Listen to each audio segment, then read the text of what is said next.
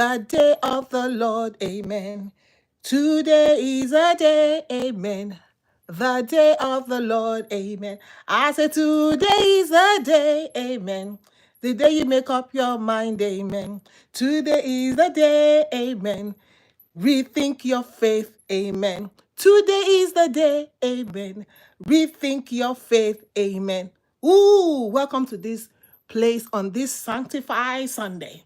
It's been a while like this Sanctified Sunday, but yes, this day has been set aside, sanctified to our God. But listen, guys, I'm going to ask you this question. It's going to be in fourfold. One, is there room for eternity? Are you going towards eternity? Is there room for eternity in whatever way you are going? You know, the other time I said, where are you going? Akauke, Mbolomire, ebe kinaga, ebe kisi.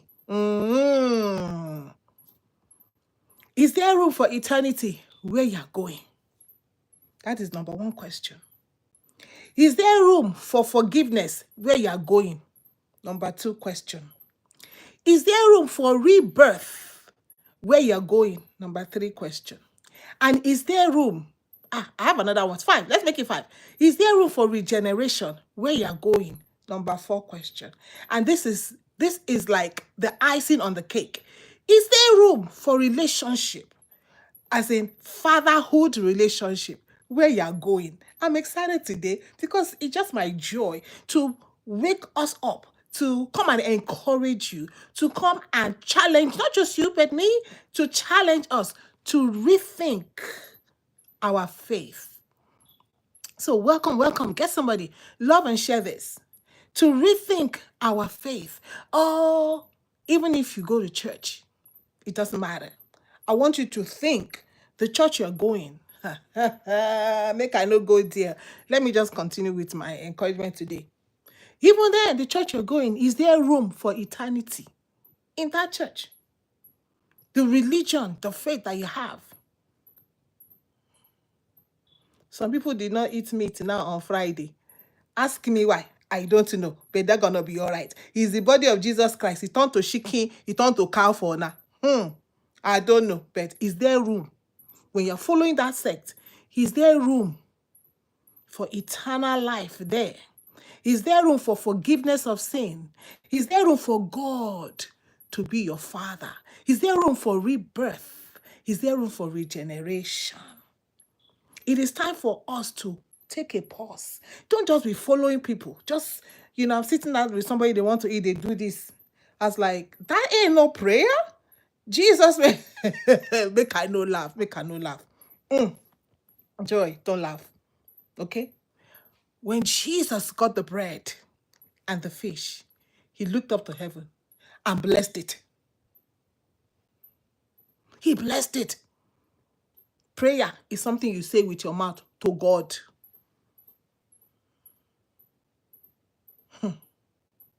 Listen, these 5 questions that I just asked you, you must not, and we must not sweep them under the carpet. Like, oh, it's little. No, it's not little. You open YouTube, everybody wants 5 ways to make money. This is how to become a millionaire. Everything about everywhere you go, TikTok, Facebook, YouTube, everybody is talking about how you can blow, how you can make it, how you can become a millionaire, how you can become rich. In all of this becoming, listen, y'all can be rich. The scripture tells me, they that will be rich. Finish. This is the world we live in, is the world of ChatGPT and Google. Just take it. That word, they that will be rich. Tell ChatGPT to complete for you. Go to Google and just type it. Put a King James version or whichever version of the Bible. Let it tell you the remaining of the answer. So what we're talking about, what we talk about here, we talk about everything. But this is very critical. This is no small matter. The forgiveness of your sins, because if your sins are not forgiven, if my sins are not forgiven, oh, that's my favorite laughter. If I don't have hope of rebirth, For Bible says that if any man be in Christ, is a new creature. If I don't have hope that if I believe in him, I will have eternal life. If I don't have hope that if I come to him and be born again, that is rebirth, that I don't have to die, I don't have to end my life.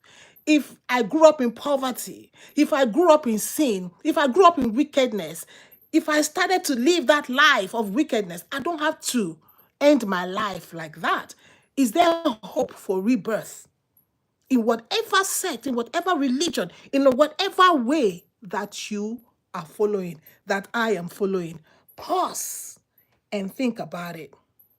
But I bring to you the Christian faith. I bring to you the faith that gives you all of this. These 5 things is a combo. These are pillars of our faith.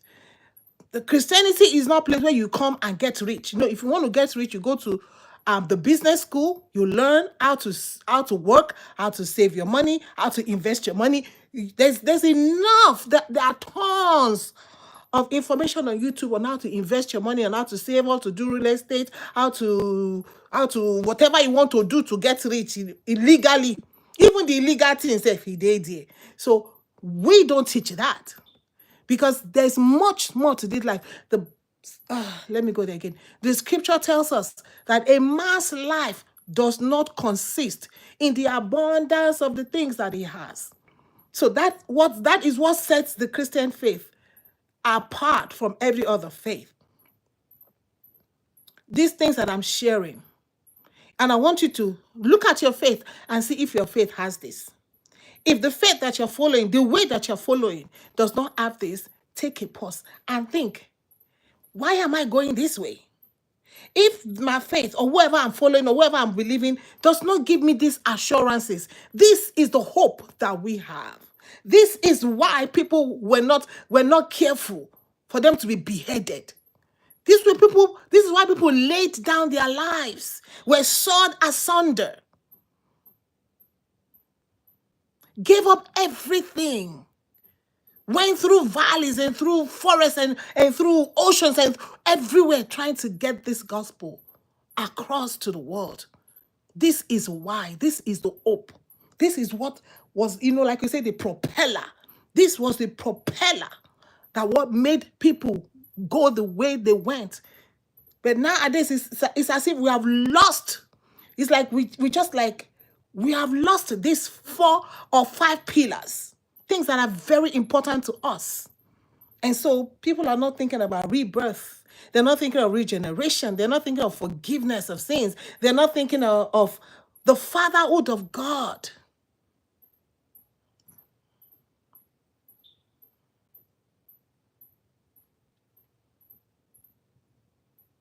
When you follow the way of the Lord Jesus Christ, we don't do rituals. We leave rituals for ritual people. I think I'm going to come back again. Let me finish this one. We don't just perform rituals. No. The followers of Jesus undergo regeneration. He says, if any man be in Christ, he's a new creature. That is a new person. The way I used to go, I go there no more. Places I used to go, I go there no more. Lies I used to tell, I tell them no more. I am walking with Jesus. Oh yes. The things I used to watch, I watch them no more.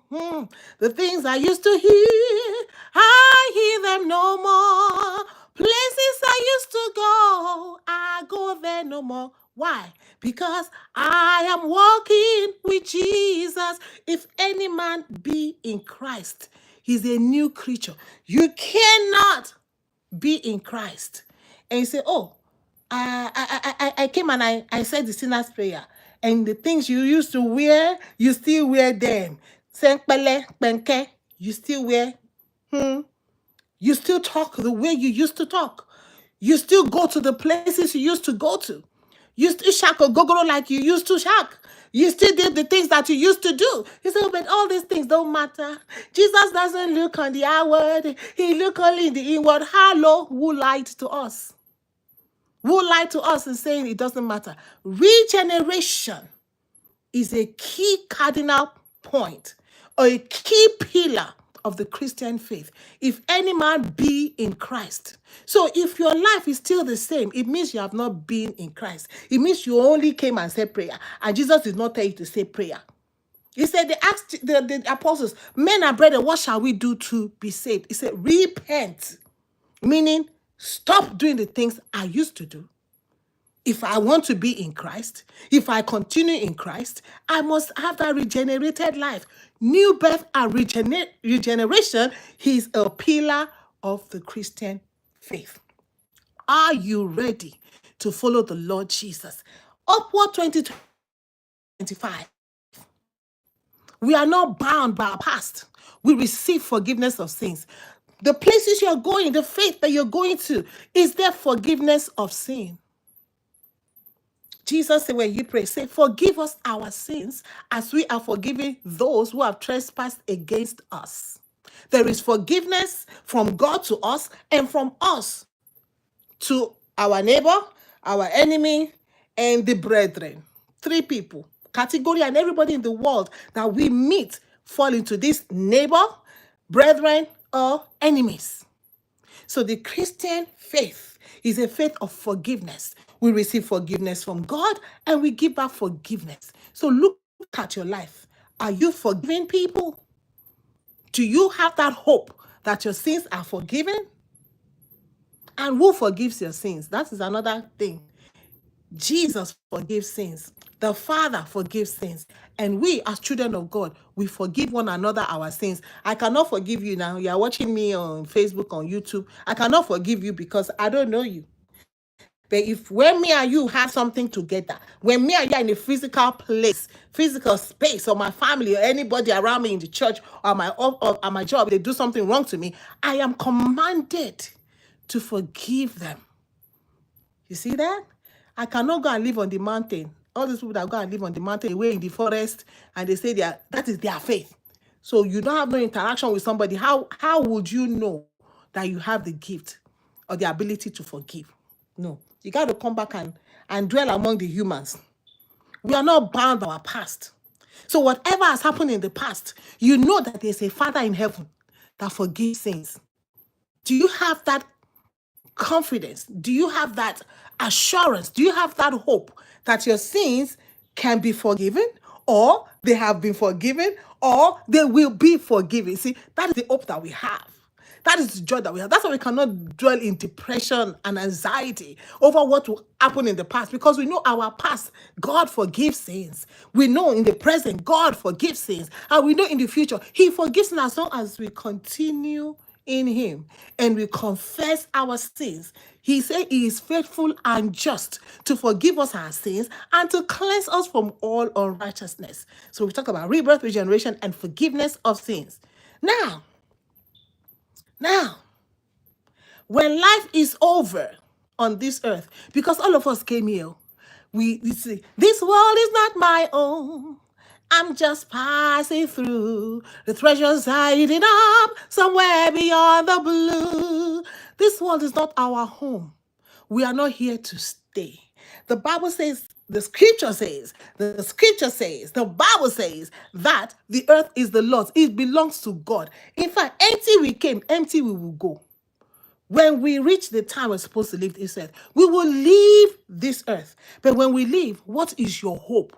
Well, I don't care where I go. I hear people say that, Lord, I don't care where I go. I don't believe there's a hell, there's heaven. Okay, it doesn't matter whether you believe there's hell, there's heaven. But after here, there's a life. And most religion, the most that I know, everybody talk about that life after. But where are you going to spend your eternity?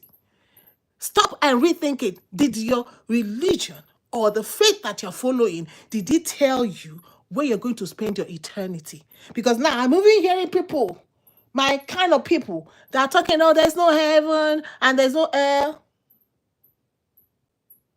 If only you will see the scripture that Jesus talked about hell more than anybody else. And He talked about heaven. And then He was... when He resurrected, He was on the earth for about 40 days.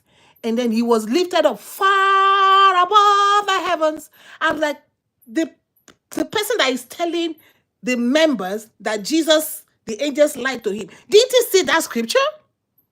I don't know. Read your Bible. Read your Bible. Don't let nobody come and tell you about your father. Find out about your father anyway. We're not going to fatherhood yet. But that's eternity. When life on earth is over, Christians don't face the unknown. The hope that we have is that if Jesus ascended, we know that he's coming back. And we know that he's coming to take his home. We believe it. We believe it. We are not going to be floating in space. I got no moon to floating, no Jupiter to floating, no. We don't face the unknown. We have the hope of eternal life. But with who do you have the hope of eternal life? I have eternal life, the hope of eternal life with the Father. Jesus said, when you pray, say, our Father who art in heaven. Jesus said, if you have seen me, you have seen the Father. Jesus came to introduce to us the Father. The Jews know him as God, and they still know him as God. But Jesus brought him down to us as the Father. The faith that you're following is only your preacher that is your father. Do you have a father that is above your preacher? That's above your pope? That's above the archbishop? That's above your alpha? Above that baba in the forest that you go to? Do you have a father above that? Now, when you go the way of the Christian faith, we have a Father, and that Father is in heaven. He is above all. That is the hope that we have. He is Almighty God. He is the maker and the creator of all things. This is why we have hope. This is why we do the things that we do. This is why we have the joy that we have. Rethink your faith. Rethink what you're doing. Those people that also carry palm, they carry exactly Palm Sunday. If you didn't read the Bible very well, you can see that they took their clothes and they put the clothes on the floor. You carry palm. For what reason and why? Oh, we are celebrating. Who told you? You know, we call yourself, not we. You call yourself protester. You're protesting something. But no, the things you're protesting, you have gone back. You say the dog went back to his vomit. The dog went back to his vomit. And you think it's something rejoicing that you're carrying. Palm to stop a broom or call Ralph. Somebody go and carry. No, it can be bellying. It was not just palm. They put their clothes. And what color show that show sile. Money for econo for ebono kisel. Money for different kinds of fire. Any tree that was on their way, tough is true. What did they through the for? So when I get the donkey, you know, make I not even go there. All right, yo. But what you believe, read your Bible. Who are you following? Who is above you? Do you have a Father in heaven? Can you listen to that Father through his word and see what it tells you to do and try to do it? Don't go with the trend. Because it's trendy does not mean it is right. Because everybody is wearing penko does not mean I should wear penko. Because everybody is doing one kind of hair does not mean I should do it. In fact, I always try to stay away from trend. Trend make people go broke. Yeah, they want to keep up with the Joneses, so they go broke. Today is a good day for you to ask these questions that I've just asked you. These are eternal questions that you should ask yourself. Father, ask yourself. Mother, ask yourself. Child, ask yourself. You know, God told Abraham, come on for your papa house. And I try to tell people, your father or your mother may be going this way. If it's not the way to eternal life, why are you going to follow them? At 19, now I don't jackpot. 19, I don't jackpot to the side of the Lord. And I stayed on the side of the Lord. And I am not jackpotting back. God forbid that I should return to my vomit. These are eternal questions. And today is that day Because everybody is like in that spiritual mood. After next week, now everybody will go back to we are the human race, man. Ah, who are we deceiving? Tori Olo, Jason by Igbala. Today is a better day for you to come over to this side of better promises. We have a better hope. We have better promises. Every soul should long for rebirth. Every soul should long for regeneration. Every soul should long for forgiveness of sins. And every soul should long for eternal life. And of course, having a father that loves you. You know? I try to get people to decide of God is a father. He loves you. He says, if your earthly father will not give you stone, but will give you bread. He will not give you serpents when you ask, but he will give you fish. He says, your heavenly father, he knows the things. He just tells us about his father, the father. He said the father knows the things that you need before you even ask of him. He doesn't have to wait for you to ask for bread. He knows that we need bread. If I refuse to give what is the children's bread, so he knows the children need bread. He refused to give the children's bread to dogs. That is the kind of father that we have. But still, if the dogs are able to prove their case, he will let them have the crumbs. And that's what he did. The woman said, even the dog can eat the crumbs. Compassionate God. See, that is the father that we have. Compassionate father. He did not stand his ground and say, no. I cannot give my children. No. He gave because the woman was able to prove her case. That is the father that we have. A father that prepares you a place in eternity. He said, in my father's house, there are many rooms. Come to the Father today. Jesus is the way, the truth, and the life. No man cometh unto the Father except by him. The faith that you're following. Have you ever received such a word of confidence? Such a bold statement? That they wondered about Jesus. Said, how is this? He talks this thing with so much authority and boldness. Yeah. He said, no man cometh to the Father except by him. How you are thinking you're going to go to the Father? There are many roads to where? There are many roads to where? There are many roads to where? Huh? You may have many roads to fly into your country. Huh? You may have many roads to go into the store. But when it comes to the Father, Jesus said, I am the way. Not one of the ways. Not a way. The definitive. The way. Nobody comes to the Father except by me. So listen, if you want to go to God, so many people are trying to get to God. But if you want to come to the Father, you got to come through the Lord Jesus. There's room for you. There's room at the cross for you. There's room